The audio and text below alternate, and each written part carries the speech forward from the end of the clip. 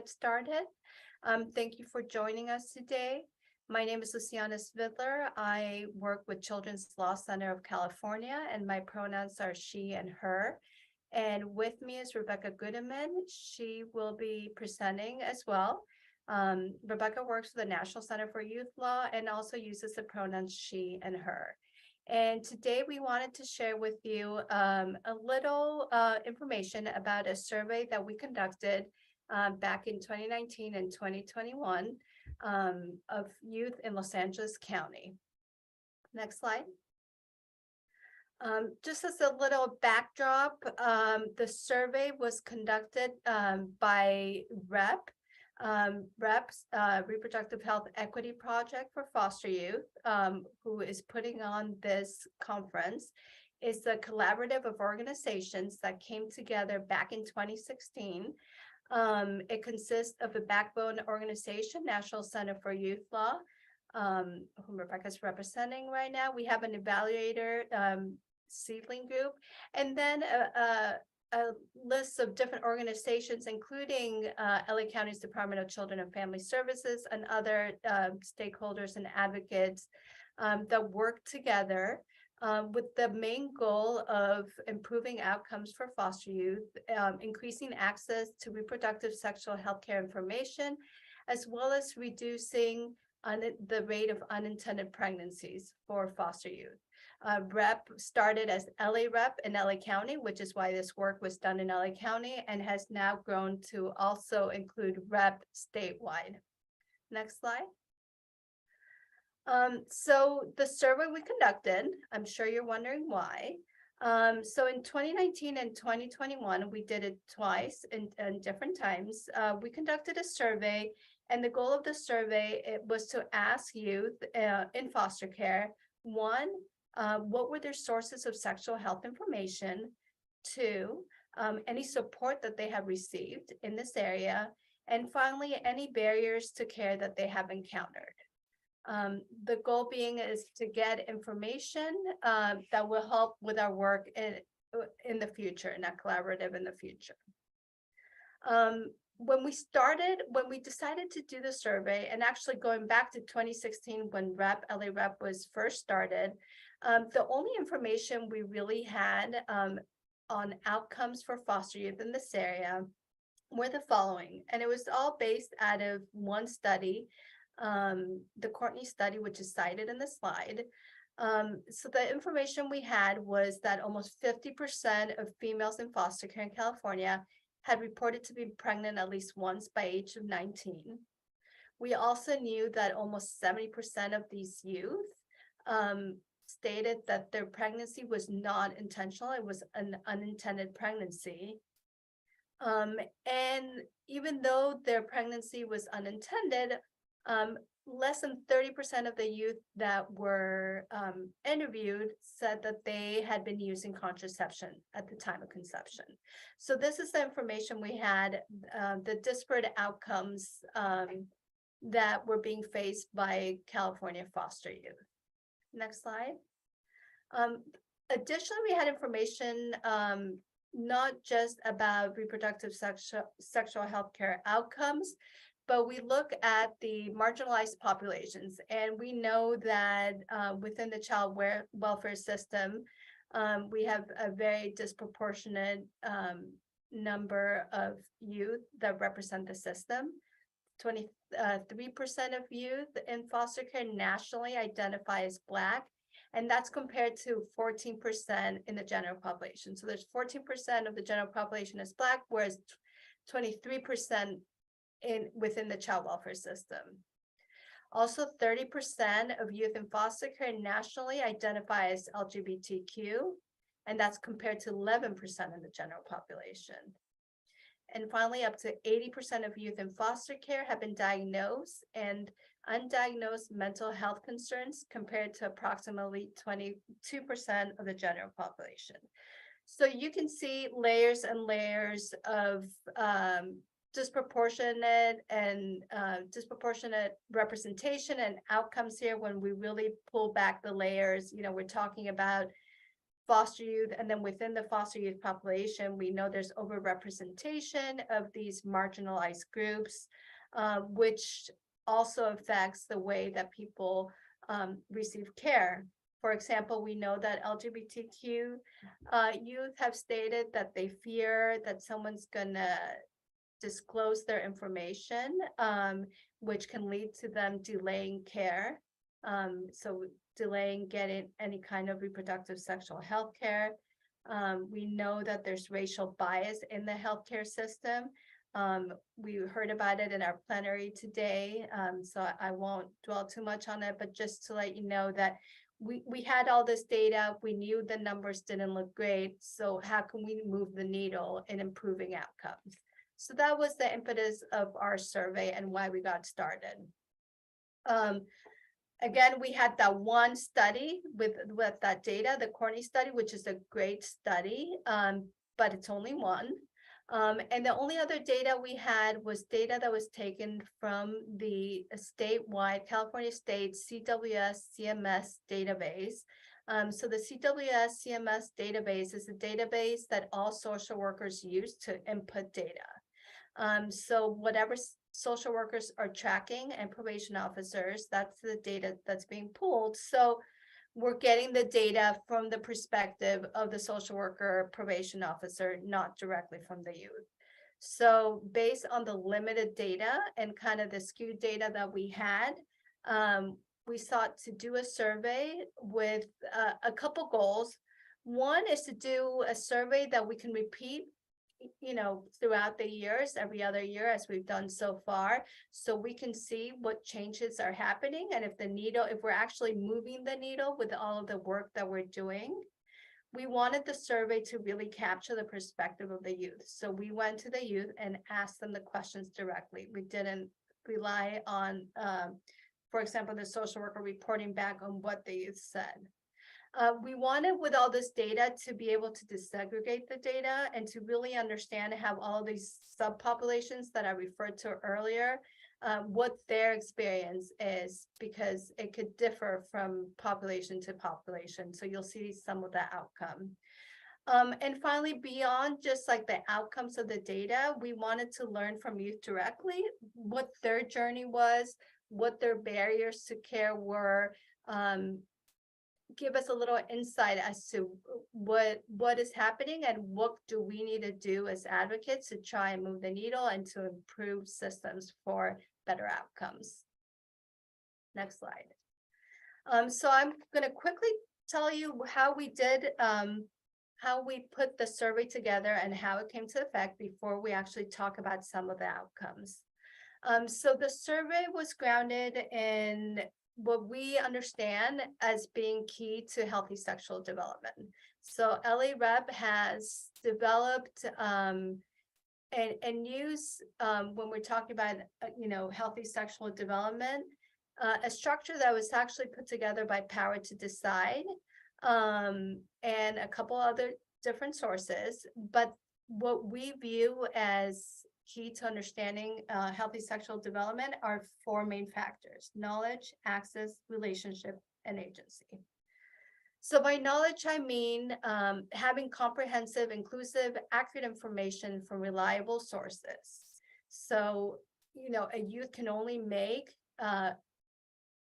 healthy decisions and have healthy sexual development if they actually have knowledge and information about these things. Access also key. You can have knowledge about, you know, different forms of contraception and different services and things out there. But if you don't have access to those services and care, then it's not very helpful. So having access to those things is very important.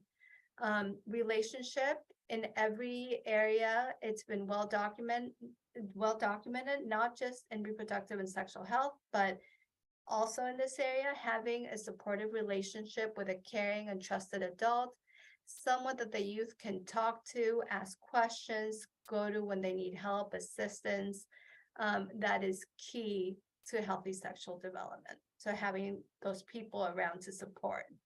And finally, agency, having a belief in their future and ability to act on their decisions and their goals.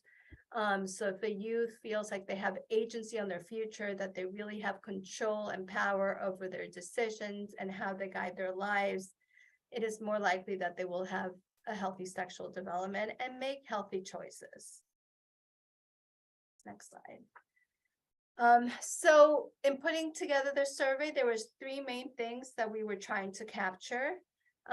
One was the source of information. So where are youth getting all of their reproductive sexual health information? Again, knowledge, one of those key things. So we want to know if knowledge is power, let's say, where they're getting their knowledge, what are the sources of information. We also wanted to know what the child welfare agency, so social worker and probation officers engagement was in this process. And I'll quickly mention, this is related to the implementation of the bill that was passed in 2016, went into effect 2017, which members of RHEP, including Nicole and Children's Law Center, co-sponsored. I will talk a little more about the requirements of SB 89 a little later in the presentation, but because this law had created new duties and obligations of the child welfare agency, we wanted to see if they were being implemented and how the agencies were engaging in this area. And finally, we wanted to learn directly from the youth, what are some of the barriers to education and care that they face? Again, to be able to go back and see what do we need to do to remove some of these barriers. So the way we structured it is, so CLC was the supervising organization. So I actually got the pleasure both in 2019 and 2021 to hire 4 former foster youth to help me run the interviews. So I hired 4 former foster youth, and they were trained on the laws, the obligations, interviewing. We learned a little also from our researchers and what proper data tracking and keeping and how to keep the data clean, all things that as an attorney I had to learn as well. In order, before we went out and started the interviews. Let me backtrack just a sec to say before we even started with the hiring and the whole survey process, we did get permission from the juvenile court here in LA County to conduct the interviews. We got IRB approval. We also, before we contacted any youth, we contacted their assigned attorney and asked for permission to interview the youth. And then when we interviewed the youth directly, we first got permission from them to participate in the program, in the interview. They needed to know it was not mandatory, that they could choose to participate or not to participate, that they could skip a question if they needed to skip. And then at the end of their interview, they received a small gift card to thank them for the time, because it did take time out of their day. Now I'll just quickly mention that in 2019, when we conducted the interview, this was pre-COVID, so we were all in court. The interviewers went into court, and as the youth were coming into court and kind of waiting around for their hearing, it was perfect. They got interviewed, so they were already there, kind of bored, waiting for the case to be called. This became a little more challenging in 2021. This was now post-COVID. All the hearings are remote. So we didn't have that space to kind of go and interact in person. So we did all of the interviews by phone, which had pluses and minuses, and we've learned a lot from the process, but it definitely was not the face-to-face contact, but we were able to call the youth and have those conversations at off hours as well. So all of the interviewers in both years that this was conducted did everything on a laptop. It was all done electronically. The information was uploaded to our internal IT system. No identifying information was attached to answers, so we didn't know who answered what, to make sure that we kept with confidentiality. And that data was then given to the researchers who analyzed the data and ran the data for us. And what we're going to present to you is the data that was came back to us after the researchers did their magic on it. Great. So just so you know, the study sample in 2021, we were able to interview 124 total. The average age was 16 years old, but we did, because of the legal requirements of having these conversations actually starts at age 10. We interviewed anyone starting at the age of 12. We did not go back all the way to the age of 10, just so you know, because we wanted to give children and social workers time to be in the system and to have the conversations with the youth. So we started at age 12 to age 20. It was a very random sample, race, ethnicity. It was very representative of the child welfare system in LA County, as well as gender. 53% were female, 43% were male, and approximately 3% identified as gender non-conforming, non-binary, or gender fluid. Also gender, sexual orientation. This was, again, self-disclosed. Youth were able to share their gender and sexual orientation, but they were not required. Nobody was required to answer any questions they were not comfortable answering. And if you just see, in 2019, we were able to interview a much higher number because, again, we were in person. It was a lot easier to get the attention of youth and interact while they were sitting there in court. Next slide. Okay, I think it's my turn now. Hi, everyone. Rebecca Gudeman. So now we'll get into what we learned. And as we present this data, I want you to keep a couple questions in mind. What does this raise for you? What additional information might help us understand these results? And what might you want to see in a future survey? Please feel free to include your thoughts in the chat as we move along, because we hope at the end to address some of that. But I also want to note that we will be doing another survey in 2023. So your active feedback is very much appreciated and may be able to be incorporated into what we do this summer. So we started first by asking about sources of sexual and reproductive health information. In a national poll, 52% of teens aged 12 to 15 said their parents are most influential on their decisions about sex, but youth in foster care have limited or no contact sometimes with their biological family, which can leave gaps that others, such as healthcare providers or foster caregivers or social workers, must fill. And if those adults feel uncomfortable or unprepared or unauthorized to play this role, youth may not receive crucial information. Teens in care typically undergo mini placement changes during adolescence. Almost half will report 4 or more placements by age 17. So we know frequent moves can limit access to accurate health information from sources like school, and probably make it less likely that a youth will develop a long-term trusting relationship with someone like a caregiver or health provider. So we wanted to ask about some of these categories. Healthcare providers are in a wonderful space to provide information, support, and guidance to young people about sexual and reproductive health. In our state, we have minor consent and confidentiality laws that mean providers can offer a safe space for questions without fear of disclosure. The American Academy of Pediatrics recommends regular well-child visits that include sexuality education and counseling as a part of their standard of care. And we know youth are supposed to get an annual health visit when they're in foster care. That said, as noted before, frequent moves can make it difficult to create that relationship. And we know some youth, especially youth who may identify as BIPOC or LGBTQ, may have already experienced harm or bias in a doctor's office that leads them to very rationally not want to seek sensitive care from certain providers.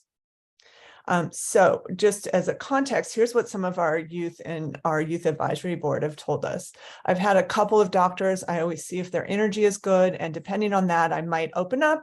If you don't approach me right or feel like I'm not welcome, I won't feel comfortable. A lot of times my doctor will say that I need to do something, but then doesn't offer me any support in figuring out how to get that done. And there's been many times I felt my doctor had certain stereotypes about me because I'm in foster care.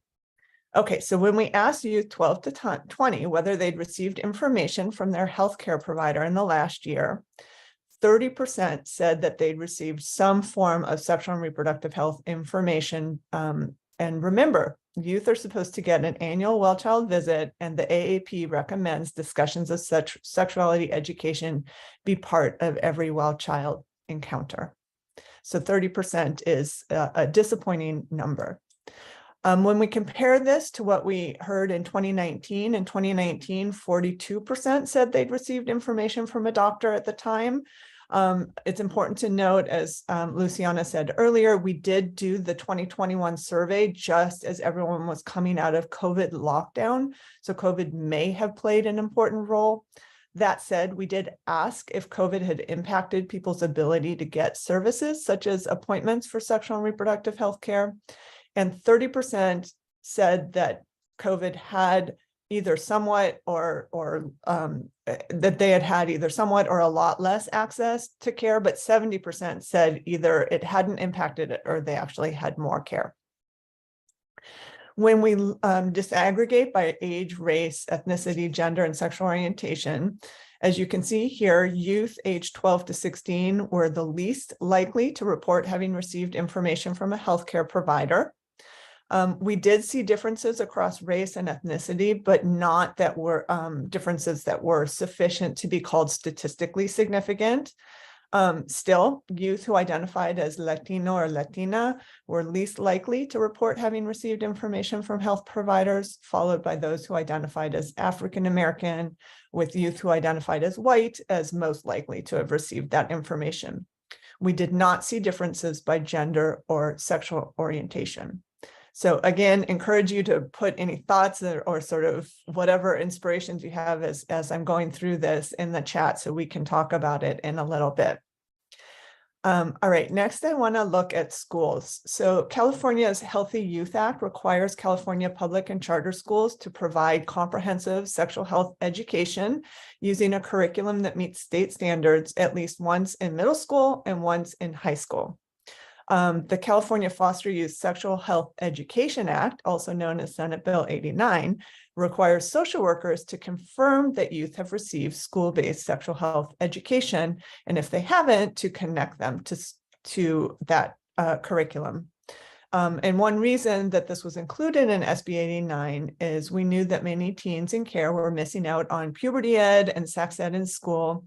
As noted before, there's many placement changes. It's really easy to miss that small class at the beginning of 8th grade if you're getting transferred just before the class happens. All right, so when we asked whether they had received information from school in the last year, 52% said yes. Now, keep in mind, state law requires class be delivered once in middle school and once in high school. So this is actually a pretty good number.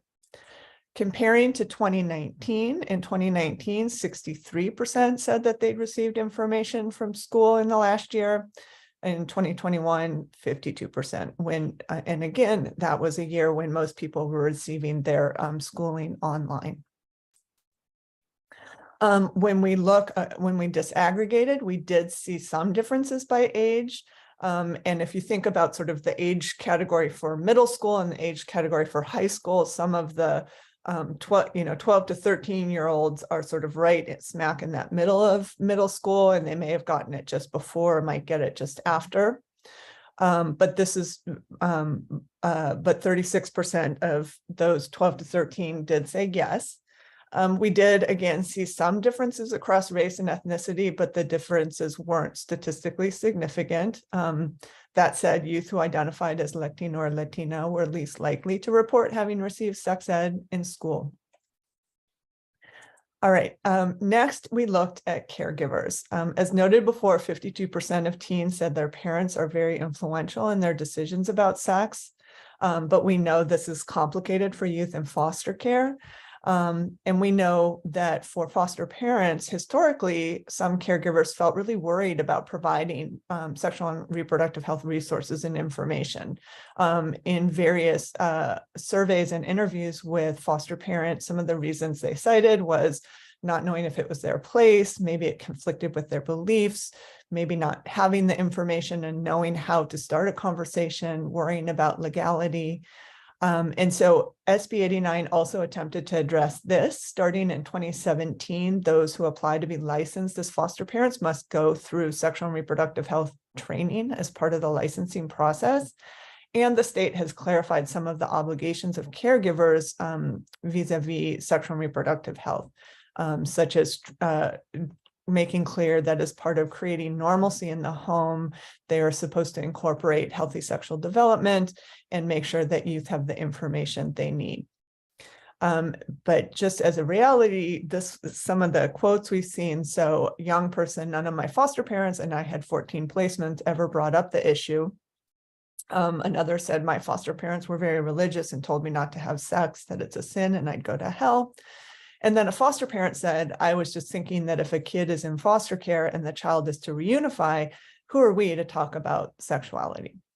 So we asked foster youth about both their families of origin and their caregivers. And 22% said that in the last year, caregivers had shared information with them, and 20% said family. When we look across time, we saw that in 2019, 40% cited their family of origin and only 20% in 2021, and then a slightly smaller number from 2019 to 2021 related to caregivers.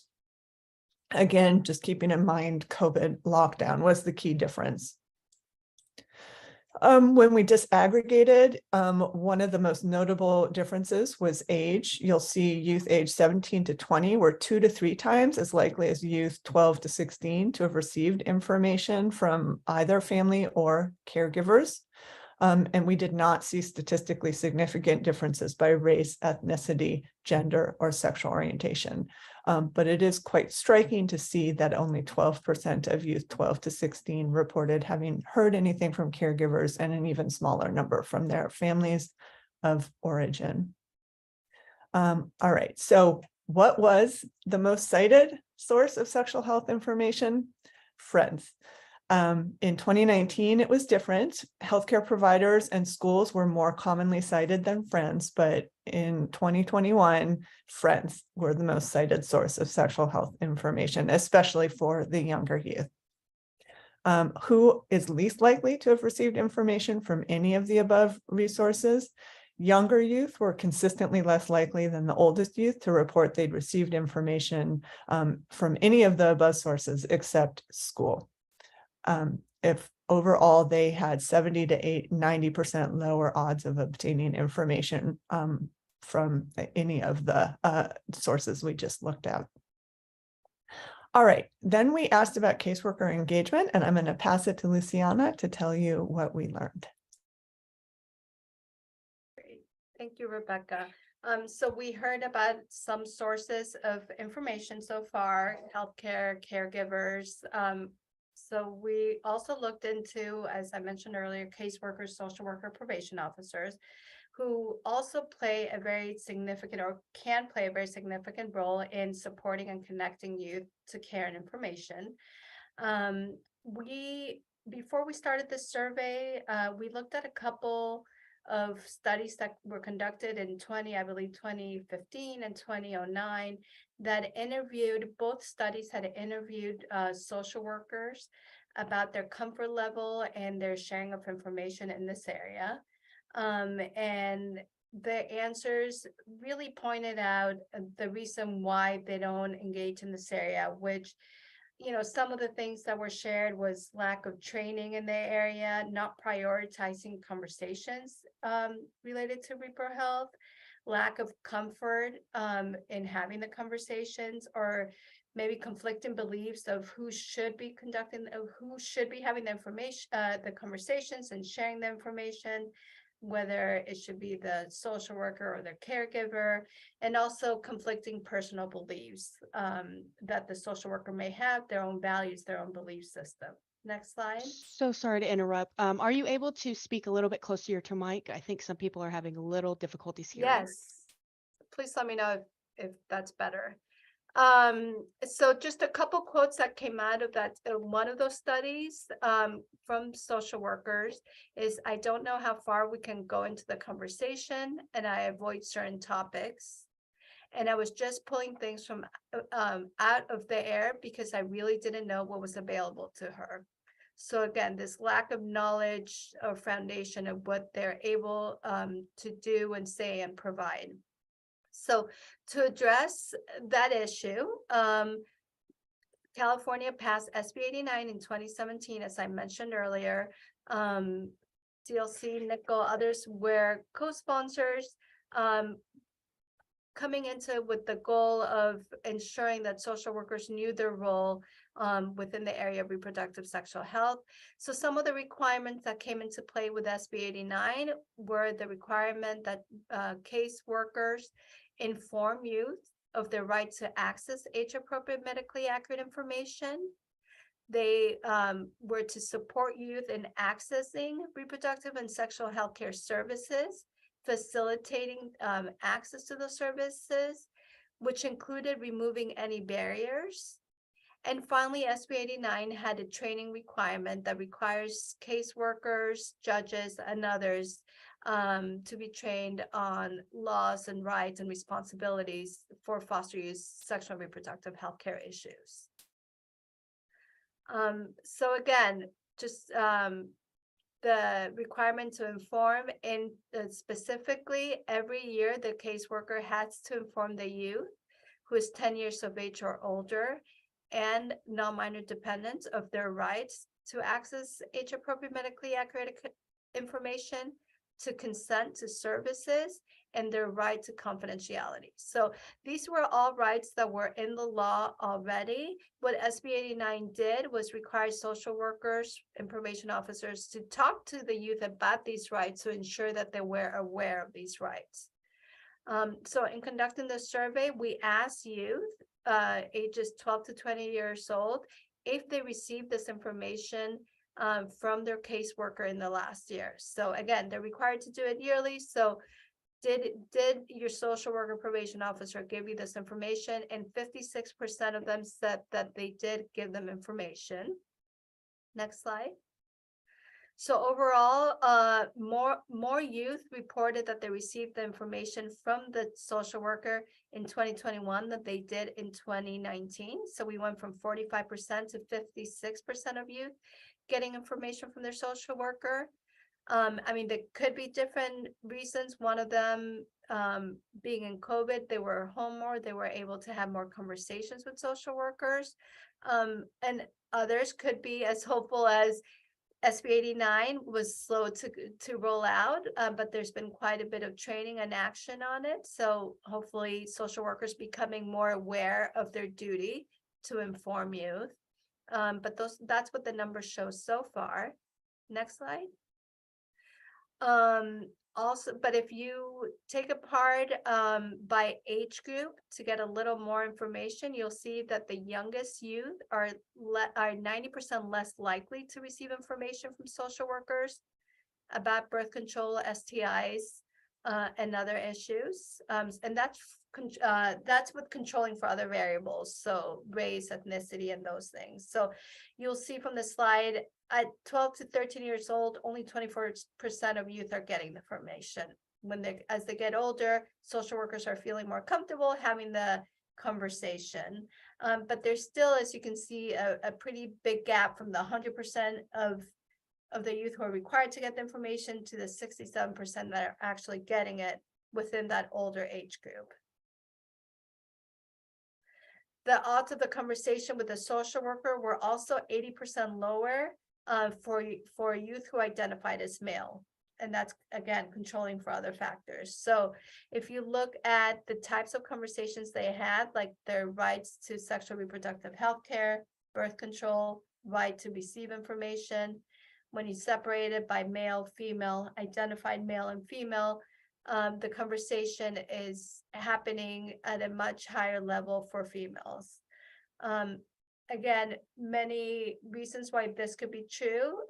But I will say that in my work in this area, I have heard numerous times from social workers and other adults supporting youth that they feel a lot more comfortable talking to females about this, and don't always do it with males. But again, that we don't have answers. We have the numbers which are meant to help us, where to find the gaps to see where we can work in the future. Next slide. So out of all the topics that the social workers are required to cover with youth, we asked about specific topics, and you'll see that 36% of the youth who were interviewed said that their caseworker asked if they had questions or wanted information on puberty, sex, or sexual and reproductive health. Then it goes down to 27% that they received information about their rights to sexual and reproductive health care. And no one said that their social worker informed them of their right to confidentiality. Again, it might be that a social worker did talk to the youth about it, but when we interviewed them, they definitely did not remember it. So, whether it's the conversation was effective or not, there's your answer. If you don't remember having the conversation and you don't realize you have those rights, then it becomes somewhat ineffective. Next slide. So in addition to the requirement that social workers inform youth, they're also required to support youth. They're required for youth ages 10 years of age and older and non-minor dependents to help them access reproductive sexual health care services, to facilitate access and to remove any barriers, as I mentioned earlier. So questions we asked to inform us as to whether those obligations are being carried through are how many young people ages 12 to 20 reported that they received support accessing sexual and reproductive health care services and information in the last year, and 17% said they did. So 17% of the youth that were interviewed said that the social worker helped them access services. Next slide. Okay, and I think this comes back to me. We then asked about barriers. We're not going to go through every barrier that we asked. We're going to provide you some highlights, but we do encourage you to take a look at our evaluation report, which is linked in this session in the resources.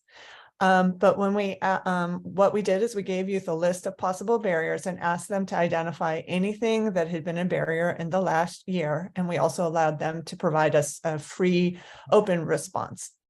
So what was the most cited barrier? I'm guessing you all can probably make a good guess at this. The most frequently cited barrier was, I feel uncomfortable talking to adults about these topics. About 48% of youth 12 to 16 said that they were uncomfortable talking about these topics with adults, compared with 26% of 17 to 20-year-olds. The second most cited barrier, I was not able to go to a health provider with whom I feel comfortable. This was also the second most cited barrier in 2019. And note, this doesn't say that they weren't able to see a provider. It was that they weren't able to see a provider with whom they felt comfortable. The third most cited barrier was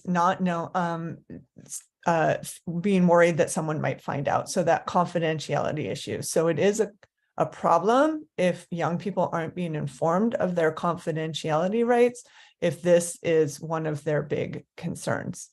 In 2019, the third most cited barrier was not knowing who to ask for information or where to find information online. That dropped down the list in terms of how frequently it was cited in 2021, which hopefully means we're doing a better job of getting some information out there.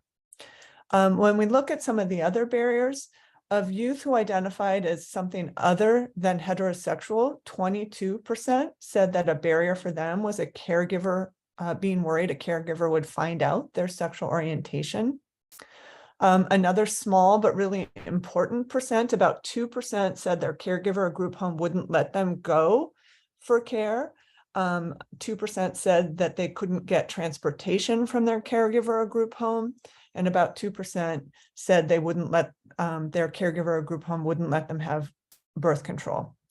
Notably, the number citing these as barriers went down from 2019 to 2021, but there still are a percentage of youth citing these as barriers, which is a problem.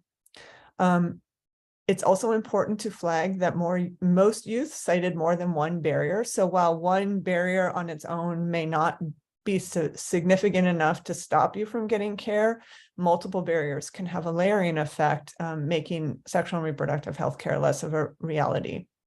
There were no statistically significant differences by race or ethnicity or gender identity in terms of barriers cited other than the site for sexual orientation that you'll see with the 22%. Comparing 2019 and 2021 overall, there were fewer reports of barriers in 2021, especially of those structural barriers like caregiver refusals, which is really great news. But notably, what did go up from 2019 to 2021 was challenges finding a healthcare provider with whom a young person felt comfortable. The largest difference that we saw from 2019 to 2021 was the percentage of youth who agreed with the statement, "I don't know who to ask for information." While that was a significant number in 2019, only less than 1%, or sorry, 1% said so in 2021, and less than 1% said concerns about payment were a barrier, which is good news.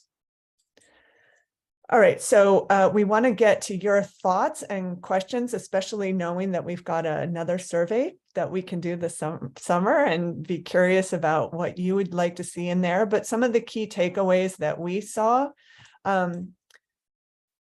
caseworkers are speaking to youth, which is great, and the numbers are increasing. And despite the pandemic, many youth did seem to be in contact with their caseworkers, which says a lot about our child welfare network and the work that they did during COVID. But it's clear that we're not reaching everyone that we could. So caseworkers do seem to need some support to ensure they're able to speak about all the topics that are important to young people, to make sure they're talking to all youth, irrespective of gender identity, to make sure they're talking to youth starting at age 10. And again, that's about age appropriate. That may be about body basics, about puberty, but making sure that we've started those conversations early, and make sure they're talking about how and where to get services and support. We saw the number of youth who cited conversations was 56%, but the number who said that they actually had support accessing services or getting information on where to get services dropped down dramatically.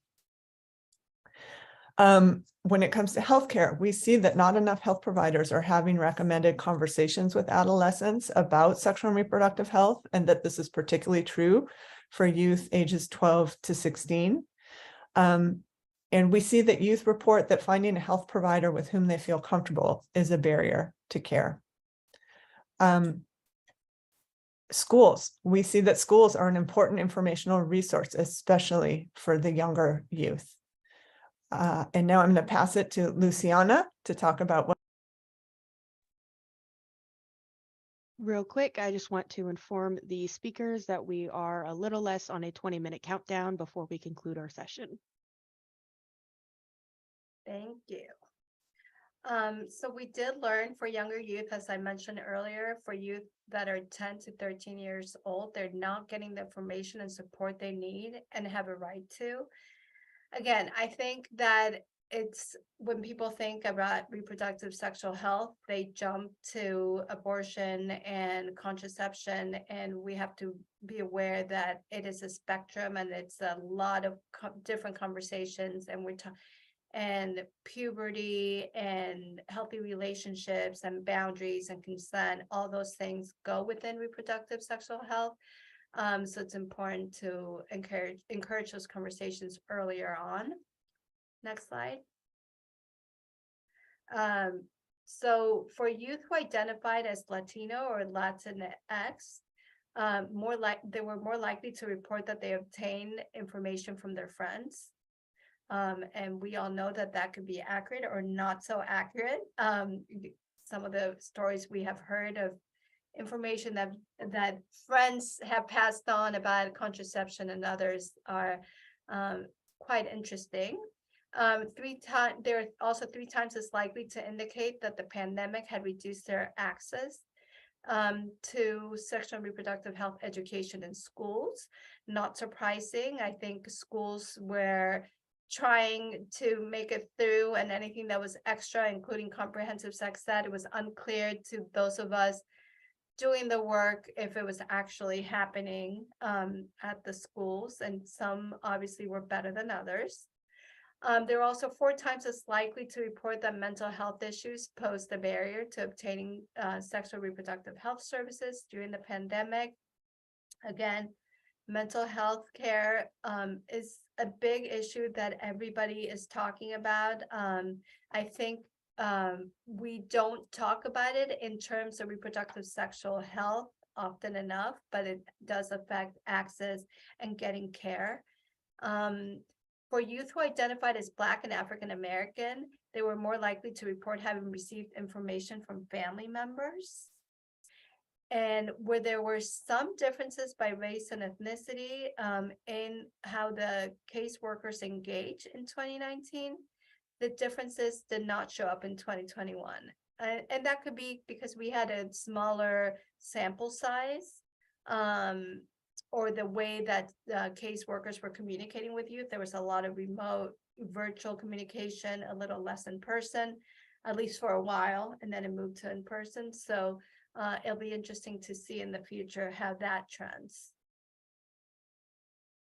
Sexual orientation in 2021, youth who identified as having a sexual orientation other than heterosexual reported that they're not wanting their caregivers to know their sexual orientation, and that was a barrier to receiving information and care. This is key to know. One, because California does have really good spelled out rights as to, the right of youth to be placed in a home where they're comfortable, where the caregivers have been trained and educated and supportive of different sexual orientations. But we also have rights to confidentiality, and if the youth doesn't know those rights, they could end up in a situation where they're not comfortable living and they're not comfortable,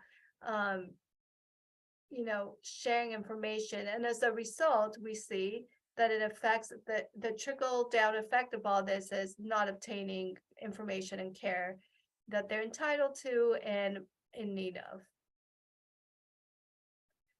So we do, this is all the information we gathered so far, or enough that we put in slides. There's obviously more information, but we do have future opportunities that we're very excited. We're going to be doing the survey once again this summer. And what it looks like will depend on what the courts look like. In addition to that, AB 172 passed not this last year, the year before.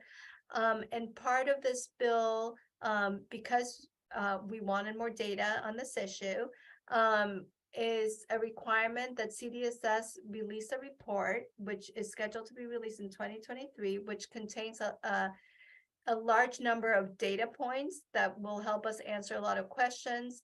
This is information that's going to be gathered. It's information sharing from different California departments, including the Department of Social Services and Department of Health Services. So there's going to be some good data merging and reporting that will give us some interesting information that will, and the nice thing about it, it's not just going to be for LA as our surveys are, but will give us a broader scope of what's happening within the state. Rebecca, is there anything you want to add about the data report? You're on mute. Of course I am. That it will include both process and outcome data. So part of it will match Medicaid claims data with foster youth data, so we can see medical services received, and then some of it will also report out things like caseworkers documenting that they've confirmed sex ed or that they've had conversations, so we can see from the caseworker perspective some of the process that they've gone through to make sure that young people are connected to services and information. But at this point, we're actually ready to open it up for discussion.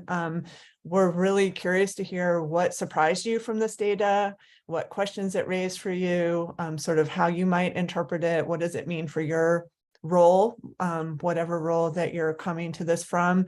And then, like we said, does this bring up questions you'd like to see in future surveys or future research? So we'll open it up, and we have the amazing Cody here helping us as well in the room, who spoke in the main stage if any of you had the pleasure of seeing Cody. And I don't have access to the question, so I will ask Luciana and Cody to help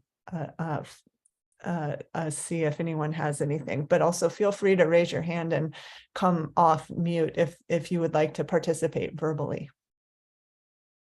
So I will just quickly say that I did answer a question in the chat here because I couldn't figure out how to do it on my phone on the app, but there was a question about whether we asked about whether the youth received information from online resources and which websites, and we did not ask that question, but that is a really interesting question.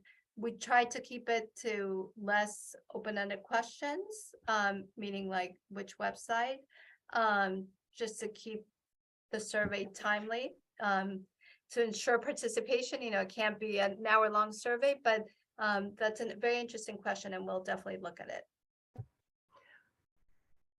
This is Tori Harder. I asked that question, and obviously my experience has been, first of all, I so appreciate this, and it mirrors exactly what I'm seeing in our youth. I'm a foster care nurse, and so unfortunately, I only get to work with a fraction of the youth that are in foster care in our county.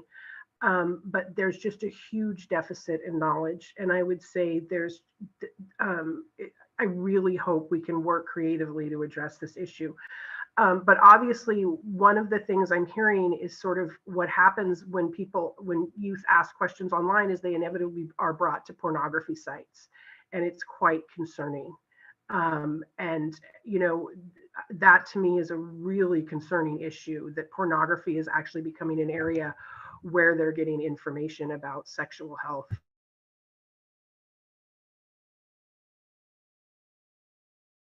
Yeah, thank you so much for lifting that up, Tori. Last year last conference, we actually had a session on pornography because that is, like you said, it's prevalent and it's where people are going to learn when they don't have other sources. And it's really important to be able to provide young people with education about how to understand and interpret the pornography that's out there as well. Right. Yeah. I just feel like it ties so into the CDC report that came out this week about young women and depression and suicide, you know, ideation and sexual assault. It just all ties together. So it would be really great if that could be brought into this questionnaire without, you know, causing any undue trauma, obviously. Yeah, thank you.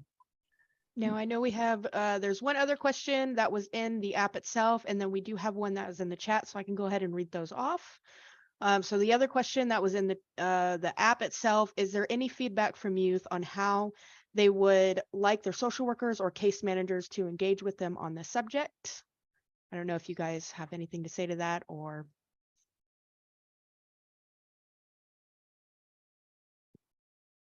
You want me to take it away? I was gonna, why don't we let Luciana and then Cody, I would love you to answer. Yeah, I don't want to put you on the spot, Cody, but would love your answer from your point of view. I will just also add that a part of, you know, RHEP has a youth advisory board, and all the work we do, we check in and include the youth advisory board to get their perspective and kind of guide us in our work. And very early on in our work, we did ask our youth advisory board how they would like to be addressed by the court and social workers. and we can add that slide to the materials that we post online. But some of the things that jump out at me as an attorney working with you, things that I, to consider are things such as, not making generalization about whether they're heterosexual. So instead of using, do you have a boyfriend or a girlfriend? Are you in a relationship? Not assuming that they've never had or they have had any sexual or interactions before. Some of them have experienced things before they came into the system or as a result of being in the system. Making sure that language, that everybody understands each other with the terms they use, not looking down or making assumptions or thinking any less because they're foster youth. Those are the ones that definitely jumped out at me. But Cody, I would love to hear from you as well. Of course. Yeah. So from my perspective, it's all the conversations that I've had. It's been mostly just don't have sex. It's a taboo topic. You just don't talk about it. But over the years, I've also learned that it's important to have a healthy sexual development, even amongst ourselves, outside of partnerships, whoever our significant other is. Just learning that about yourself is important. And for me, it would have been nice if someone, like, normally the first question is, are you sexually active? Which puts up this automatic wall of, should I be talking about this? What are they going to judge me?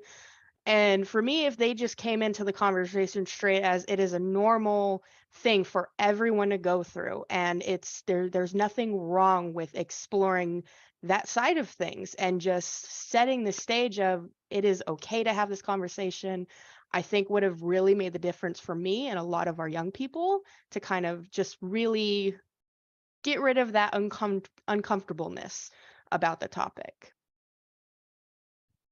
And then for the other question that's currently in the chat, it says, this is very informative data and statistics from this survey. Can you share other data sources / websites where you have accessed population level data on foster youth and reproductive health services?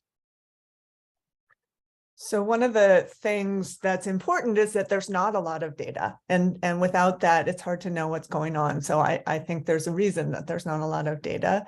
The series of studies, the Cal Youth studies that Mark Courtney did are incredibly powerful. Courtney also has some studies like the Midwest study and studies that look at sexual and reproductive health in other states. And the Cal Youth studies cover a range of topics. It's not just about sexual and reproductive health, but it does cover those questions and asks questions about more than just have you been pregnant or not. It asks about STIs, it asks about intentionality, and critically, it's coming from the youth perspective. I don't know of any other source of public data that is regularly available. Luciana mentioned the new state report that California will have to start putting out annually starting in 2023. As far as I know, that will be the only sort of regular source of publicly available data on the sexual and reproductive health outcomes and access for youth and foster care at a national level, but I may be wrong. I'm not privy to every state sort of reporting. But I don't know, Luciana, do you know of any others, or if anyone else on the webinar has any suggestions, please feel free to put it in the chat. No, the only thing I would add is Child Trends tends to do some smaller studies and have some good data, very specific. So that's one great place to look at. I know I get like their weekly or whatever updates with some of the information that they published. And then you can look at demographic. There's demographic information available, like for California within the Department of Social Services, they keep track of number of youth coming into the system. They separated out by ethnicity, I believe, age groups and things of that nature. And you can find that on a national level as well, just demographic data.